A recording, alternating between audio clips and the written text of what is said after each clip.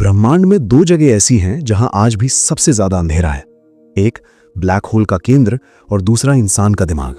जरा सोचिए, आप अभी जहां बैठे हैं आपके कानों के बीच एक छोटा सा मांस का टुकड़ा है। वजन मुश्किल से 1.5 किलो, देखने में ग्रे रंग की जली जैसा। लेकिन यही वो चीज है जिसने ईश्वर को कल्पना में गढ़ा, जिसने विज्ञान को जन्म दिया और जिसने प्यार और नफरत जैसी भावनाओं को नाम दिया। इंसान ने समंदर की गहराई नाप ली, चांद पर कदम रख दिया, लेकिन आज लाखों साल बाद भी इंसान के लिए सबसे बड़ा रहस्य वो खुद है। मैं कौन हूं? मैं सपने क्यों देखता हूं? मुझे गुस्सा क्यों आता है? क्यों कोई इंसान अपनी जान देने पर उतारू हो जाता है? स्वागत है ऑडियो क्रैश कोर्स में। आज हम किसी किताब को नहीं बल्कि खुद इंसान को पढ़ने की शुरुआत कर रहे हैं। विषय है साइकोलॉजी, मनोविज्ञान, और आज का चैप्टर है चैप्टर 1, द इंट्रोडक्शन। इस कहानी को समझने के लिए हमें आज के मॉडर्न साइंस को भूलना होगा। चलिए चलते हैं 5000 साल पीछे। सोचिए, आप आदि मानव के जमाने में हैं। आपके कबीले का एक आदमी अचानक अजीब हरकतें करने लगता है। वो चिल्ला रहा है, वो हवा में बातें कर रहा है। आज हम कहते हैं कि उसे स्किज़ोफ्रेनिया है या मिर्गी है, लेकिन उस जमाने में साइकोलॉजी नहीं थी। लोग कहते थे इस पर बुरी आत्मा का साया है, देवता नाराज हैं। आपको जानकर हैरानी होगी कि पुराने जमाने में खोपड़ी में छेद कर दिया जाता था, ट्रेफिनेशन, ताकि वो बुरी आत्मा बाहर निकल सके। इंसान अपने ही दिमाग से इतना डरता था, उसे लगता था कि हमारे विचार हमारे नहीं है, कोई और हमें कंट्रोल कर रहा है। तो सवाल यह है, इंसान ने जादू टोना छोड़कर साइंस सोचना कब शुरू किया? यहीं से जन्म होता है हमारे शब्द का, साइकोलॉजी। यह शब्द ग्रीक भाषा से आया है और इसके पीछे एक बहुत खूबसूरत और गहरी कहानी है जो अक्सर किताबों में नहीं बताई जाती। यह शब्द 2 टुकड़ों से बना है, साइकी प्लस लोगोस। प्राचीन ग्रीस में साइक का मतलब दिमाग या ब्रेन नहीं था। ग्रीक माइथोलॉजी में साइक एक राजकुमारी थी जो आत्मा का प्रतीक थी। उसे प्रेम के देवता क्यूपिड से प्यार हुआ और उसे इंसान होने के नाते बहुत कष्ट सहने पड़े ताकि वो अमर हो सके। ग्रीक लोगों के लिए साइक का मतलब था जीवन की वो सांस जो कभी नहीं मरती, यानी सोल, आत्मा। और लोगोस का मतलब था नॉलेज, ज्ञान।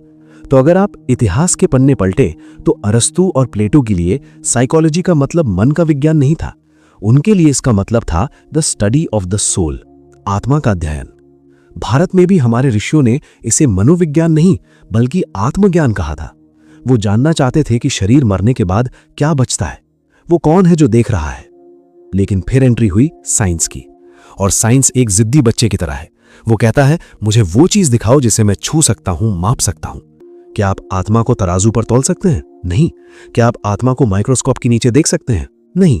यहीं पर एक बहुत बड़ा संकट आया। 18th और 19th सेंचुरी में एक अजीब घटना घटी। वैज्ञानिकों ने कहा, देखो भाई, अगर साइकोलॉजी को साइंस बनना है तो उसे बाबाओं वाली बातें छोड़नी होंगी।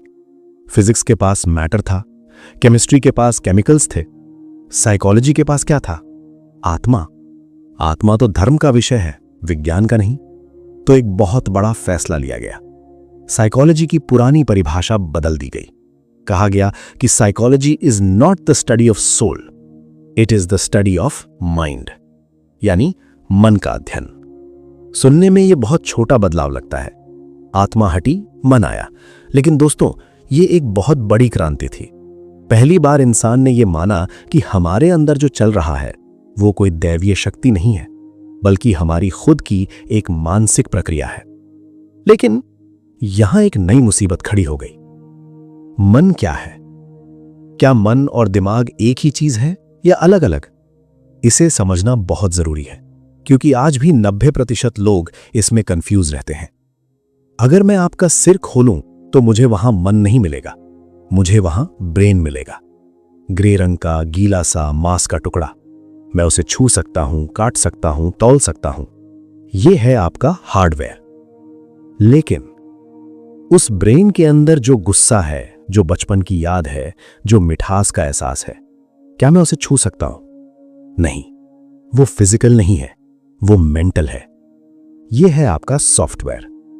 यहीं पर रेने डेस्कार्टेस जैसे दार्शनिकों ने एक सवाल खड़ा किया जिसे माइंड बॉडी प्रॉब्लम कहते हैं। सवाल यह था, अगर मन फिजिकल नहीं है और शरीर फिजिकल है तो ये दोनों एक दूसरे से बात कैसे करते हैं?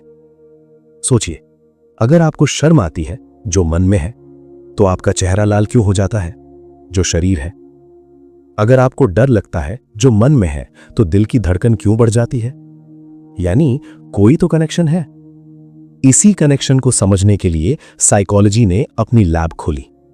साल था 1879, 1879। जगह थी जर्मनी का लिप्जिग शहर। वहां एक आदमी था, विल्हेम वुंड। इस नाम को याद रखिएगा, क्योंकि इन्हें फादर ऑफ साइकोलॉजी, मनोविज्ञान का पिता कहा जाता है। वुंड ने दुनिया की सबसे पहली साइकोलॉजी लैब खोली। उन्होंने कहा कि हम मन को वैसे ही पढ़ेंगे जैसे केमिस्ट्री में केमिकल्स को पढ़ते हैं। उन्होंने मन को कॉन्शियसनेस कहा, यानी आप अभी क्या महसूस कर रहे हैं। उन्होंने एक तरीका निकाला जिसे इंट्रोस्पेक्शन कहते हैं, मतलब अपने अंदर झांकना। वो लोगों को एक कुर्सी पर बैठाते, उनके हाथ में एक गर्म पत्थर रखते या कोई आवाज सुनाते और पूछते कि बिल्कुल ठीक ठीक बताओ तुम्हारे मन में अभी क्या चल रहा है। लोग बताते, मुझे हल्का दबाव महसूस हो रहा है, मुझे गुदगुदी हो रही है। वुंड खुश हो जाते। उन्हें लगा कि उन्होंने मन को मापने का तरीका ढूंढ लिया है। लेकिन यह खुशखम्मी ज्यादा दिन नहीं चली। जल्द ही वैज्ञानिकों को समझ आ गया कि मन को पढ़ना इतना आसान नहीं है। दिक्कत यह थी कि मन सब्जेक्टिव होता है। अगर मैं आपको एक लाल रंग दिखाऊं और पूछूं कि कैसा लग रहा है, हो सकता है आपको वो खतरे जैसा लगे और मुझे वो गुलाब जैसा लगे। किसका मन सच बोल रहा है? कोई मशीन नहीं थी जो ये चेक कर सके कि कौन सच बोल रहा है।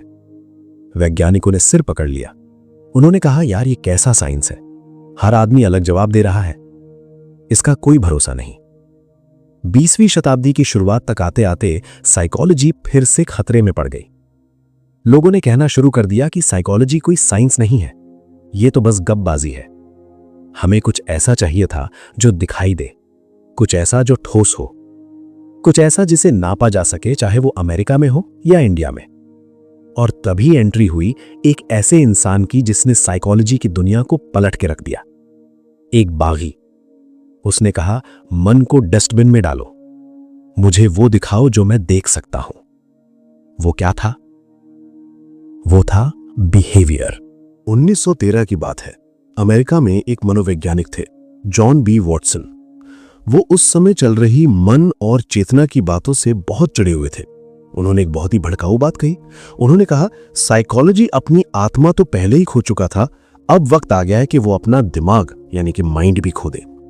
वॉटसन का कहना साफ था, अगर मैं देख नहीं सकता कि आप क्या सोच रहे हैं तो मैं उसे साइंस नहीं मानूंगा। साइंस सिर्फ वो है जो दिखाई दे। उन्होंने एक नया शब्द दिया, बिहेवियरिज्म, व्यवहारवाद। उन्होंने कहा, मुझे ये मत बताओ कि तुम्हें डर लग रहा है, मुझे ये दिखाओ कि तुम कांप रहे हो या भाग रहे हो।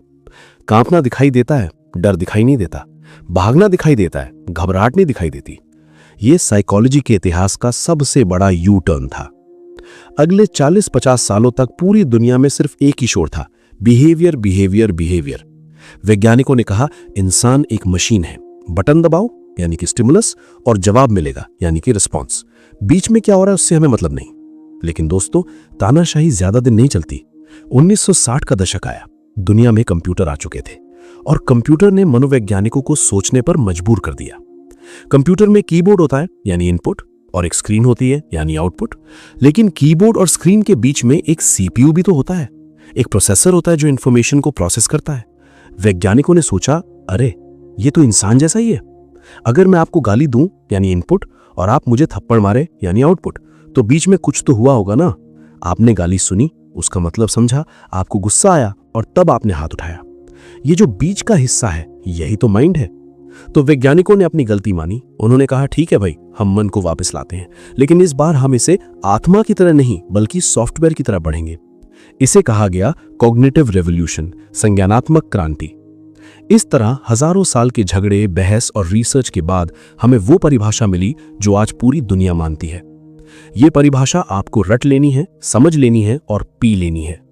Psychology is the scientific study of behaviour and mental processes.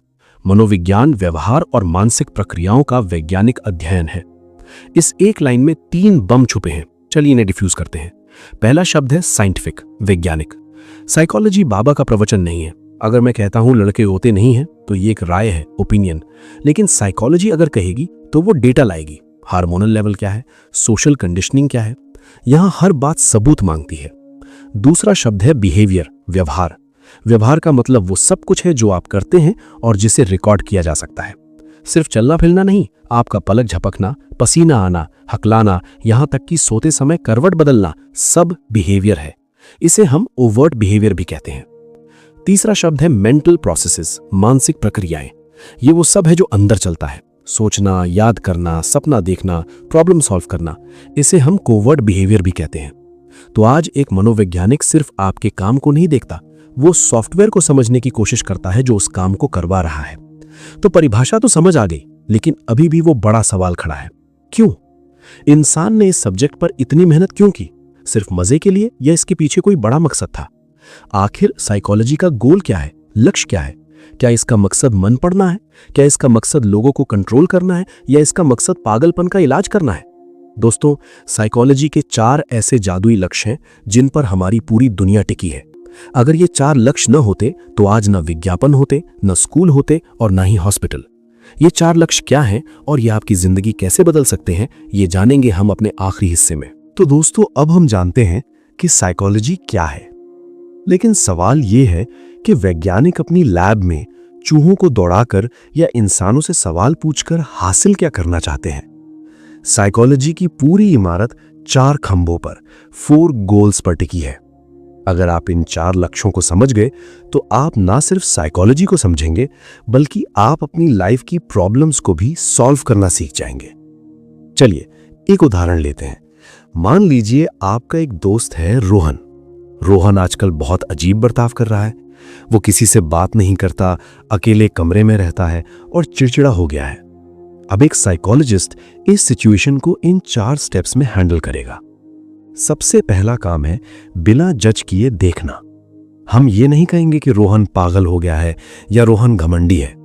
Psychology कहेगी कि रोहन का सोशल इंटरैक्शन कम हो गया है, उसकी नींद, स्लीप साइकिल बिगड़ गई है, उसकी भूख कम हो गई है। ये है डिस्क्रिप्शन, सिर्फ तथ्यों को नोट करना। हम समस्या को लेबल नहीं कर रहे, हम उसका नक्शा बना रहे हैं। अब आता है सबसे मुश्किल सवाल, वाई? रोहन ऐसा क्यों कर रहा है? क्या उसके ब्रेन में सेरोटोनिन केमिकल कम हो गया है? क्या उसका ब्रेकअप हुआ है? या क्या उसे बचपन से ही अकेले रहना पसंद था? पर्सनैलिटी कारण हो सकता है। साइकोलॉजी का दूसरा लक्ष्य है वजह ढूंढना। जब तक जड़ नहीं मिलेगी, इलाज नहीं होगा। ये साइकोलॉजी की सुपर पावर है। अगर हमें क्या और क्यों पता चल गया तो हम भविष्य बता सकते हैं।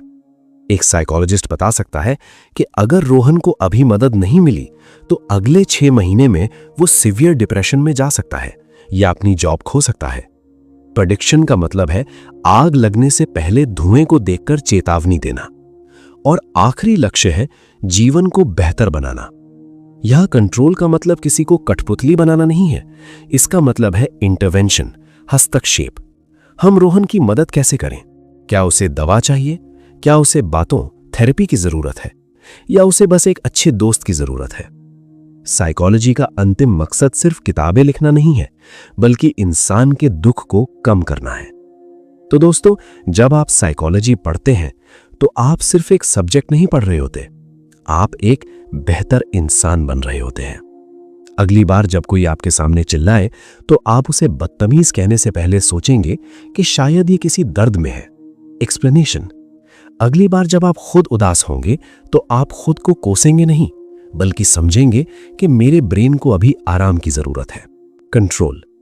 साइकोलॉजी हमें दूसरों को जज करने के बजाय उन्हें समझने की शक्ति देता है, और यही इस सब्जेक्ट की असली खूबसूरती है। लेकिन इस कहानी में अभी एक बहुत बड़ा ट्विस्ट बाकी है। हमने मन की बात की, व्यवहार की बात की, लेकिन ये सब हवा में नहीं हो रहा। ये सब हो रहा है एक मशीन के अंदर। एक ऐसी मशीन जिसमें अरबों तार जुड़े हैं, एक ऐसी मशीन जो बिजली और रसायनों से चलती है। क्या आपको पता है कि आपका हर विचार असल में सिर्फ एक बिजली का झटका है? क्या प्यार, नफरत और भगवान सब कुछ बस न्यूरॉन्स का खेल है? अगले एपिसोड में हम अपने शरीर के अंदर चलेंगे। हम उस हार्डवेयर को देखेंगे जो इस दुनिया को चला रहा है। तैयार रहिएगा chapter 2 the biological basis of behaviour के लिए। मैं हूं आपका होस्ट सिद्धार्थ सिंह और आप सुन रहे थे ऑडियो क्रैश कोर्स। अगर इस सफर ने आपको सोचने पर मजबूर किया है तो जुड़े रहिए, क्योंकि जब हम खुद को समझते हैं तभी हम दुनिया को समझ पाते हैं। मिलते हैं अगले एपिसोड में। Stay curious, stay human. धन्यवाद।